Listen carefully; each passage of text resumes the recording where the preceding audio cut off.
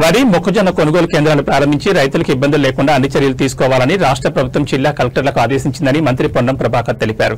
సిద్దిపేట జిల్లా హుస్నాబాద్ శివార్లోని గోమాత పత్తి మిల్లులో సీసీఐ పత్తి కొనుగోలు కేంద్రాన్ని జిల్లా కలెక్టర్ హైమావతి అధికారులతో కలిసి మంత్రి ప్రారంభించారు. రైతులు తీసుకొచ్చిన పత్తిలో తేమ శాతాన్ని పరిశీలించారు. అనంతరం హుస్నాబాద్ వ్యవసాయ మార్కెట్ యార్డులో సహకార పరపతి సంఘం ఆధ్వర్యంలో మొక్కజొన్న కొనుగోలు కేంద్రాన్ని ప్రారంభించారు.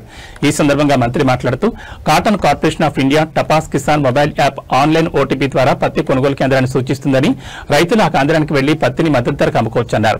తెలంగాణలో మొదటి పత్తి కొనుగోలు కేంద్రాన్ని హుస్నాబాద్ లో ప్రారంభించుకున్నామన్నారు. పత్తికి 8,100 రూపాయల మద్దతు ధర ఉందని, ఈసారి భారీ వర్షాలు పడడం వల్ల కొంత తక్కువగా ఉండే అవకాశం ఉంటుందన్నారు. టపాస్ కిసాన్ యాప్ తో రాజమార్గం ద్వారా పత్తిని అమ్ముకోవచ్చన్నారు. ఈరోజు కాటన్ కార్పొరేషన్ 12 రాష్ట్రాల్లో మొబైల్ యాప్ ద్వారా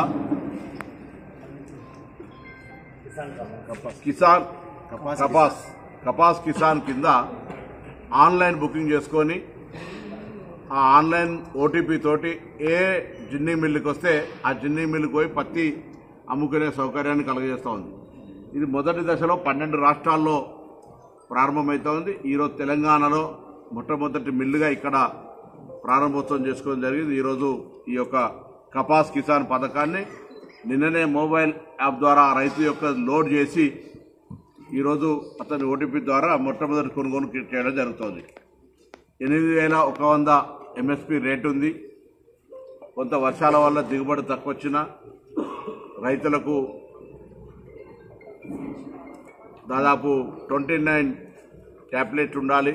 తెలంగాణ రాష్ట్ర వ్యాప్తంగా పత్తి కొనుగోళ్ల ప్రక్రియ ప్రారంభమైంది.